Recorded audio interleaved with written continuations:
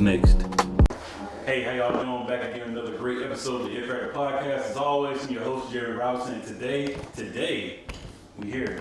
Go ahead and introduce yourself, man. What's up with y'all, man? This is Tae Davis. I play professional football, and it's just a blessing to be here. Yes, indeed, man. So with that being said, how you doing mentally, physically, and emotionally? Oh, man. I'm hurting in all three right now, to be honest. Obviously just missed the whole season with the Liz Frank injury. Currently in the middle of the rehab process with that.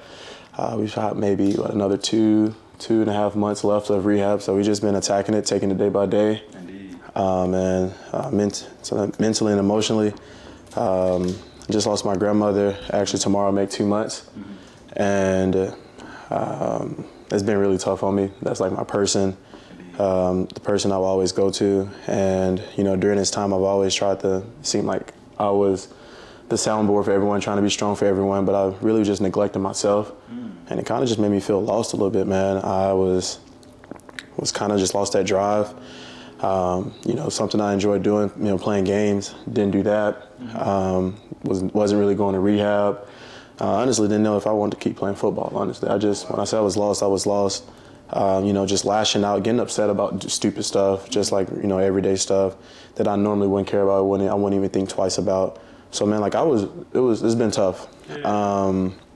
I'll say like within this past week, like just last couple of days, actually, it's kind of starting to like come back around. Like I'm actually like, you know, putting the focus on myself and like, you know, starting to talk and actually open up about, you know, the hurt and everything with my grandma and like, you know, in terms of the mentally with the injury and everything. So that's helped me mentally. Like I got that fire and got that spark back, you know, mentally, which is helping me, you know, day by day and, you know, continuing this process. Indeed, man. I would say this to you, man. You know, grieving is a process, especially when things happen to you, then you have a big loss. Yeah. So, you know, you're not alone in that, you know, so thankful that we can open up today. Right. Have some fun talk, but no, like for sure. you said, when you hit me the other week, I'm glad we built this relationship because it's like, I feel like you're a friend now. Yeah. From a start, I'm like, let me just reach out to my boy, see how you doing. Right. I'm like, cool to reach out because a lot of times, man, people want to get something from you. I'm thankful I'm not that type of person. I'm like, man, let me get to know you because you cool with Malcolm. Right. Let me see what's going on. So thankful that you're doing good. But, you know, with me even, you know, losing people, bro, I know it's a lot and also getting hurt. Bro, that's why I got taken away from the game of football at an early age, man. So I would say to you, it's all gonna work out. No, for sure, man. It's all gonna work out, man. And you know, grieving is forever, but great things are coming. No, for sure. Great things are coming. For sure. So with that, I said, what is your It Factor, brother? Why you do what you do? For me, man, I think it's changed like throughout the years. Growing up, it was just, you know, maybe being told that you couldn't do something or feeling like you were always being overlooked. And just basically how I grew up. Like, you know, I didn't have the easiest of upbringings and, you know, went through a lot of adversity, a lot of hardships, and experienced a lot of stuff. So just knowing that, even as a young age, my mindset was I never want to, like, experience this again. I didn't want my future family to experience, be able to experience and see the things that I endured. So that was my It Factor. Now, you know, as I've grown up, you know, someone told me that I can be a product of my history, but I don't have to be a prisoner of it. And that's been my mindset now is, you know, realizing that that is a part of me and that'll never change, but it doesn't have to be a part of me for forever.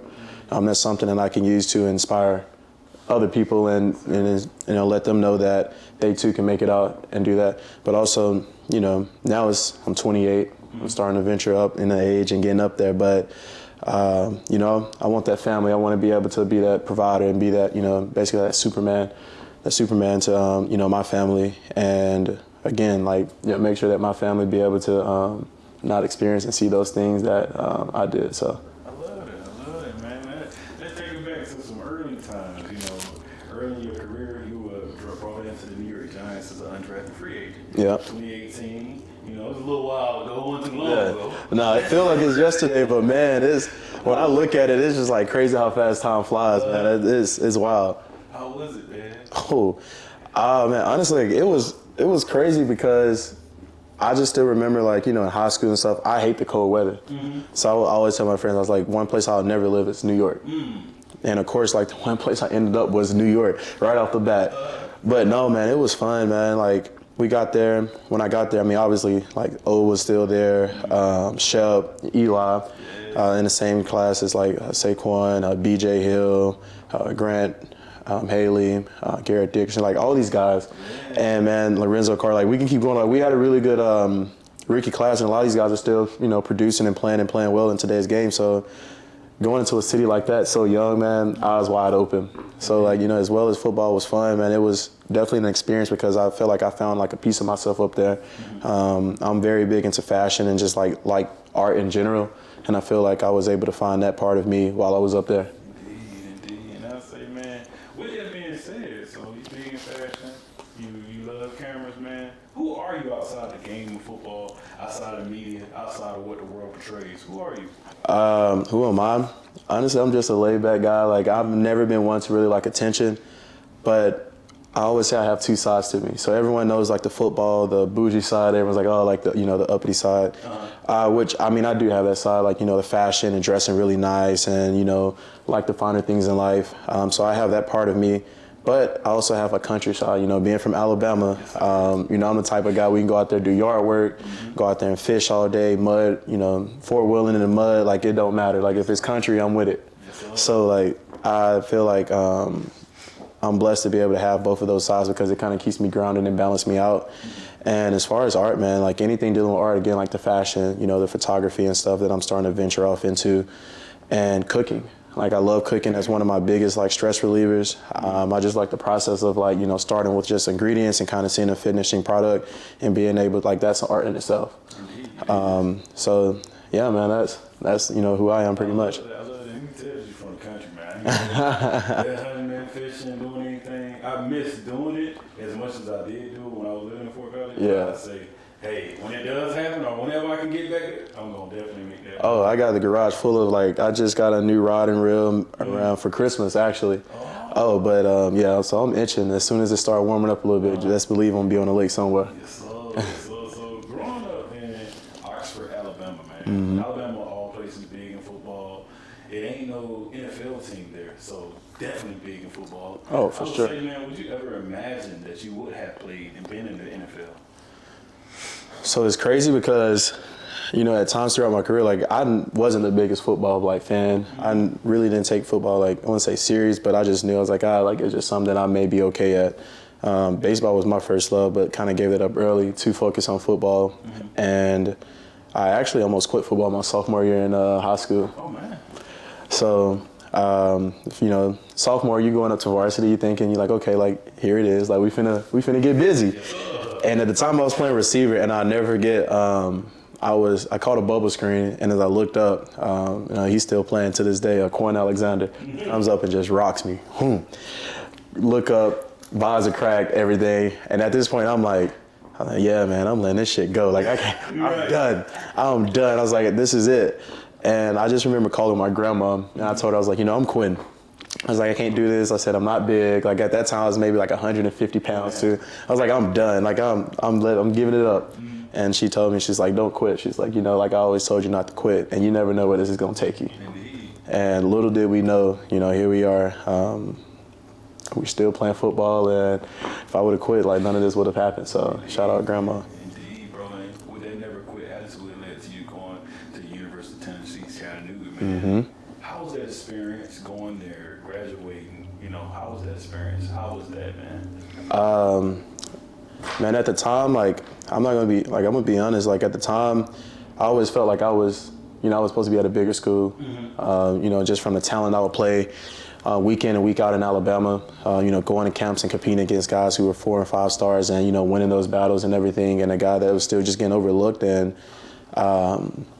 wasn't really getting that exposure like I felt like I was. I was frustrated. So when I committed to Chat, I was grateful and I was, thankful. But deep down, I knew I was like, I shouldn't be here. I should be somewhere else. I should be at, at the Alabamas, the Georgias, the Auburns. Like, that's where I should be. But that just wasn't in God's plans. And, me at Chat ended up turning out to be one of the best decisions I ever could have made. I've developed relationships and friendships that'll last a lifetime. I'm, very grateful and we was able to win some things there, like, you know, and kind of, you know, set up the tide and shift the culture there at Chat. So it's pretty cool to be a part of history. And man, like, I just developed, you know, love for that city and the people that I've came in contact with there. I love that, man. You met my brother there, man. That's cool, man. Oh yeah, So big crazy. mouth. It's a small world. It is a small world, man. It's a small world, man. So the mental health talk, man. We talked about it. Mm-hmm. I wrote about it. I said, you know, I wanted to ask this question in the right time, man. Okay. The right time, and man, I say, how do you maintain your mental, man, and balancing the challenges of life and career? Yeah. So that's what I'm in the process of now, kind of refining that. With my grandma, you know, dying, man, I didn't really realize just like how much of a toll it would take on me. This is the first time that I've ever experienced like a loss of someone like really close to me. And that just wasn't like just someone that was close. Like that was my rock, that was my foundation. Like that was my everything. Like grandma was like, whenever anything happened, I was calling her. And, you know, I've done that for so long in my life. And now I just, at a, you know, blink of an eye, it's gone. So, you know, you think about it, you know, these last couple of months, you know, I've dealt with, you know, everything from just family problems to, you know, injury to, you know, now the death. Like I've had, and, you know, bukus of other stuff as well that's, you know, that's well out of my control. Like, man, I was spiraling. And I would say these last 2 months, like I was honestly lost. Like I lost who I was as a person. There was days I'd get up, I wouldn't eat, I wouldn't go to workouts, and I just would just sit and cry, man. Like I was I knew something was wrong, but I just couldn't really pull it out of me to like figure out what exactly was going on. And you know, all while you know, grieving the death and everything.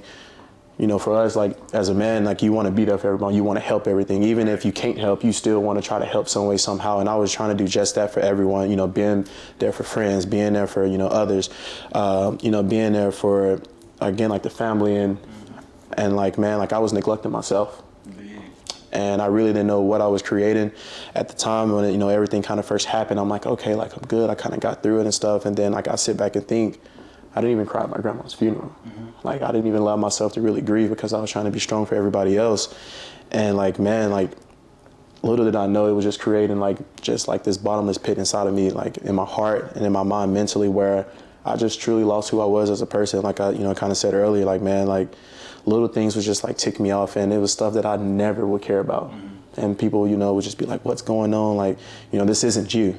And everything. And truth be told, it was probably this past like Tuesday night, like I'm talking to a friend and they like, we're talking and stuff, and they just called me out on my shit. They were just like, bro, like what's going on with you? Like, this isn't you. Like, you normally don't react like this. Like, what's really going on with you? And like, I don't know what happened, but I just kind of let everything out and just start venting and just like letting, like just going on a straight rant. And it was kind of back and forth. But I needed that. I needed someone to just sit up and just straight up call me out on my shit and be like, this isn't you.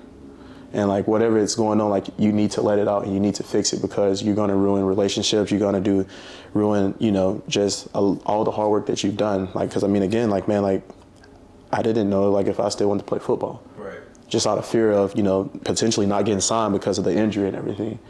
But like, you know, just like everything else, like you can't go through life with fear. And like, man, I did that. I had a rough night sleeping that night, and I kid you not, like, man, the next day I'm like, you know, up moving around, like cleaning the house and stuff, trying to get out the funk. And then like, it just like hit me out of nowhere. I'm like, man, like it was almost like a voice, man, almost like the Lion King scene where, you know, he's looking up at Mufasa and he's like, remember who you are. Like I kind of had like that epiphany, man. And I was just like, I just sat there and I just stopped what I was doing. I just sat there and I just started thinking.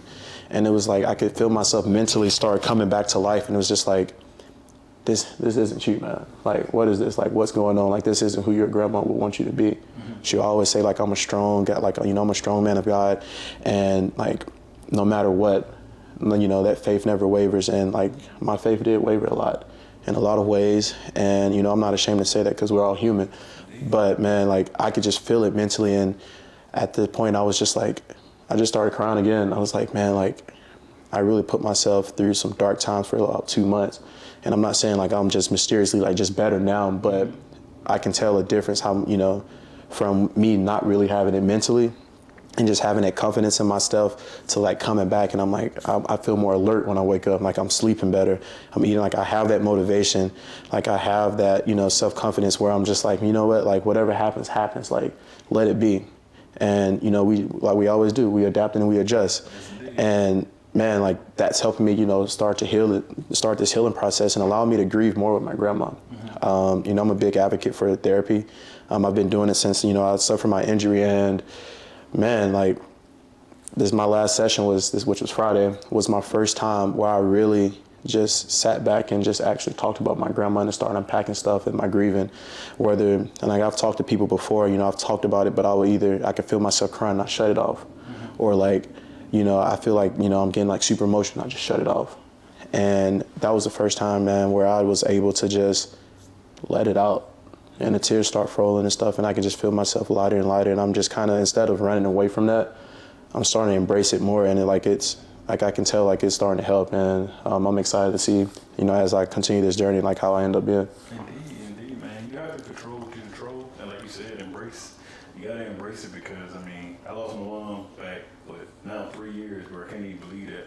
Yeah. And that's the toughest thing I felt like I had witnessed. Yeah. We just had got married, and weeks later that happened. Yeah. And I would say, not a comparing person, but when it comes to grieving, bro, something I understand is it's something that's forever.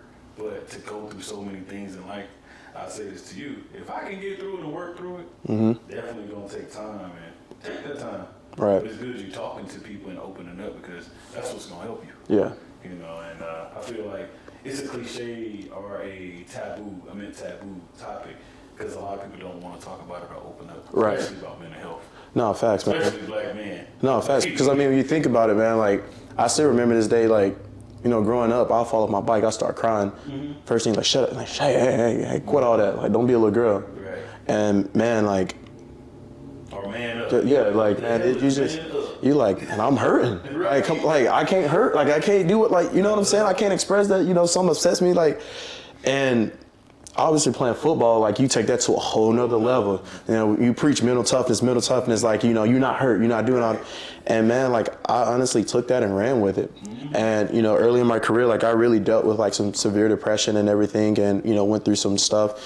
And I, you know, finally bit the bullet with that and kind of came face to face with that demon. And man, like I started up the therapy and kind of unpacked all that stuff. And from that point on, like, you know, I started actually taking the measures to be able to, you know, better my mental health, and, you know, actually kind of breaking down those walls and those, you know, stigmas and everything, especially like in the black community. And man, like it helped me a lot. And that's, you know, also why I kind of felt like frustrated about this whole like deal, because I was like, man, you've done so much work to let yourself kind of fall back in that same spell.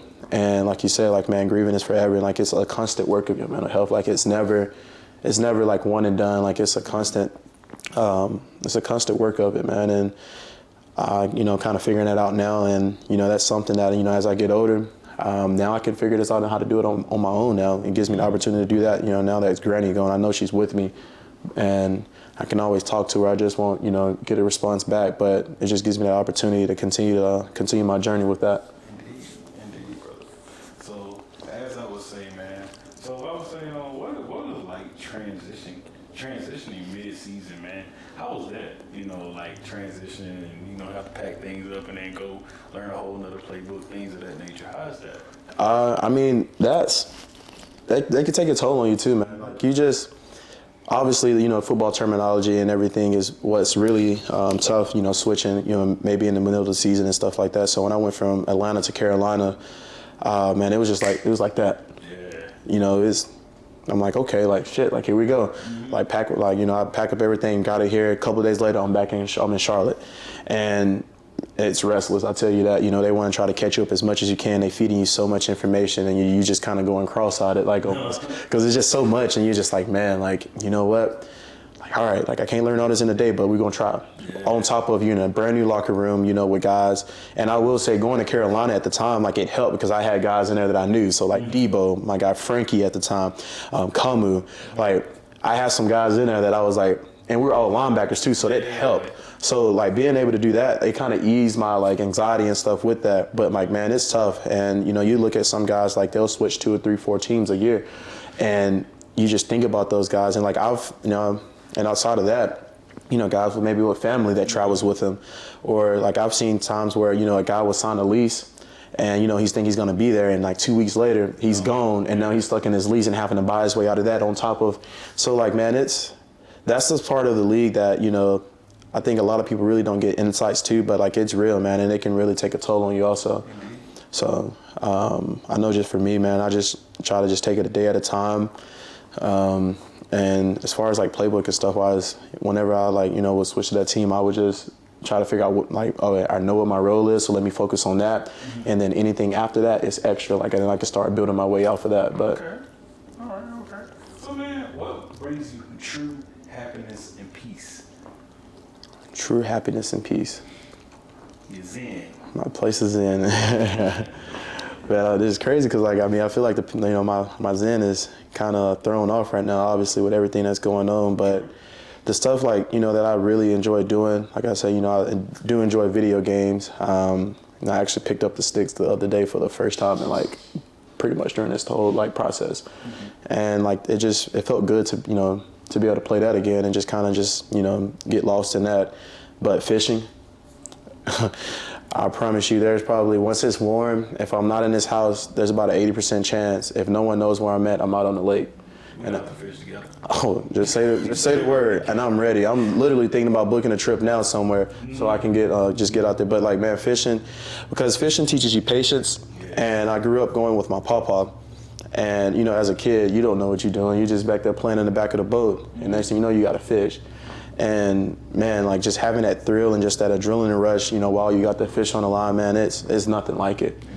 And honestly, that's where I spend a lot of time, just talking with God also. You just enjoying the nature.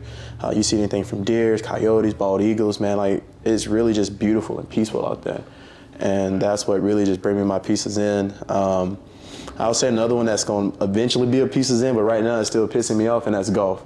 All my friends play golf. They're better at me at it. And I just got my clubs back in May, so I haven't had much time, given the injury and then football and all of that stuff.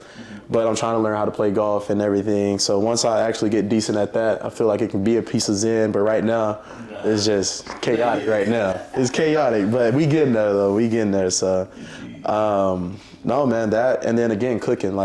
Being around my grandma, she worked at Fort McClellan back then in Anderson, Alabama for 25 years. And our family, we cook.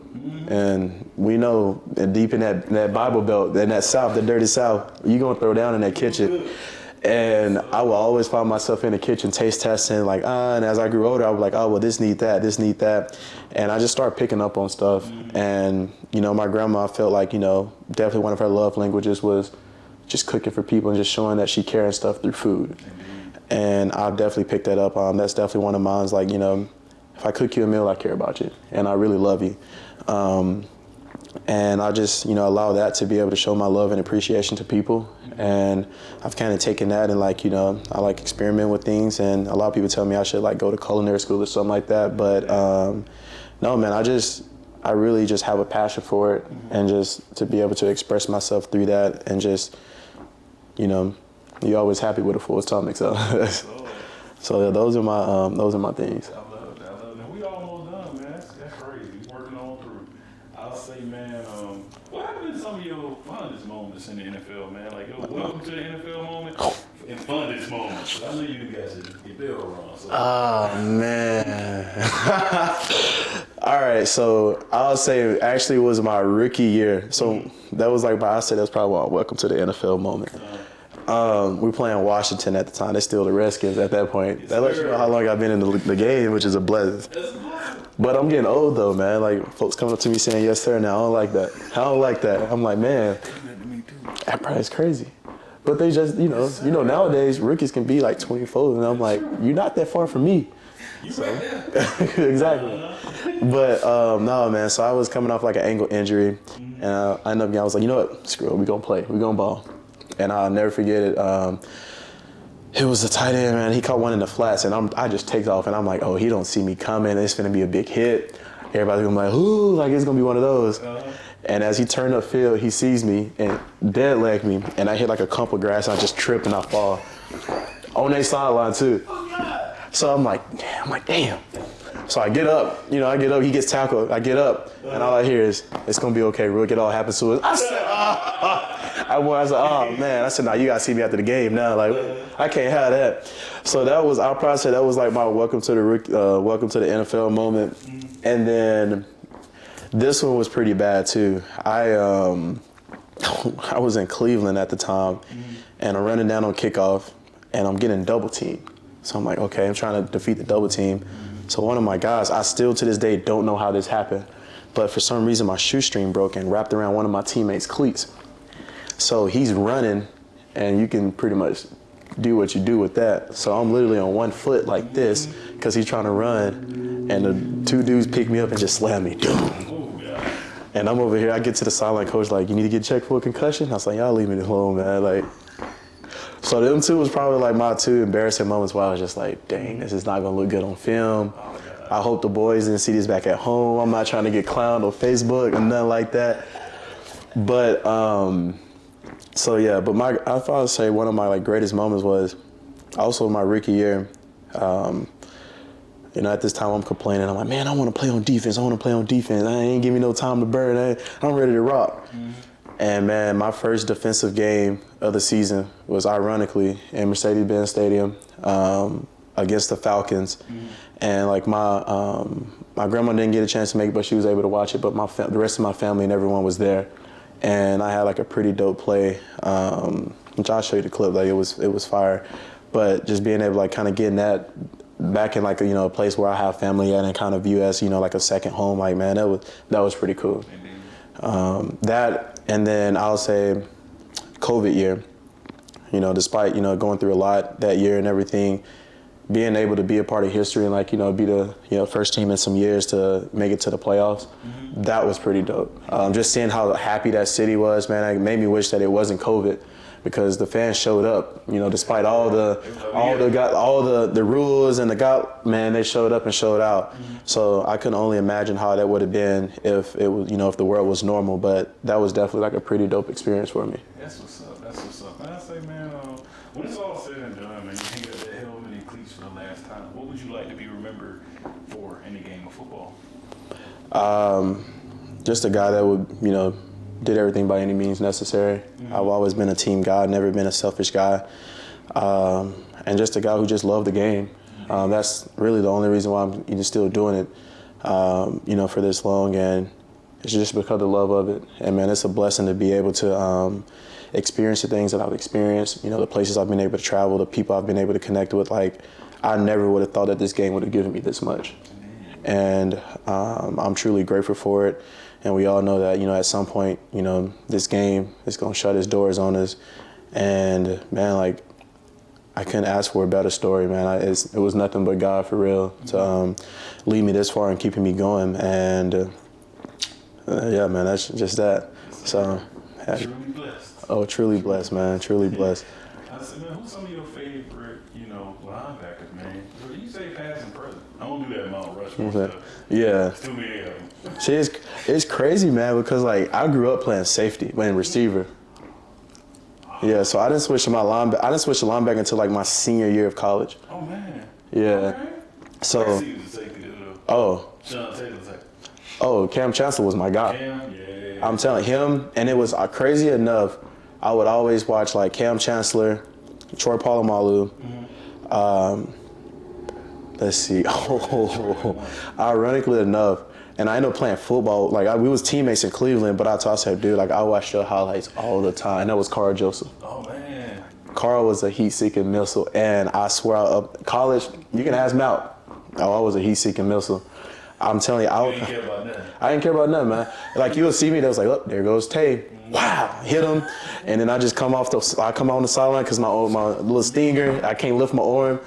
3 or 4 plays later, back out there, do the same thing, leaping back off and man, like that's just what I was. But as far as linebackers, man, once I made that switch, I feel like no matter what, always you're gonna appreciate like the Lawrence Taylors, the Ray Lewis, Patrick Willis, and Bowman. Like you're gonna appreciate those guys. But like as I made my switch to backer, like I looked at guys like Ryan Shazier, Quan Alexander, that's big bro all day. But that was one of the first guys that I got. Levante David, those guys that were, maybe not be the biggest, but guys that could maneuver and play well. Deion Buchanan, to this day, like I'm still a big fan of like Fred Warner, guys that just move around and just can play good football.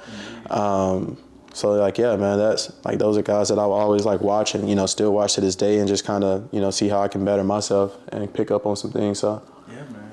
You're an exceptional person outside of the game of football. Thank you for this time, bro. Thank you for the friendship we done built. Oh, for sure, man. For sure. I say, do you have any questions for me?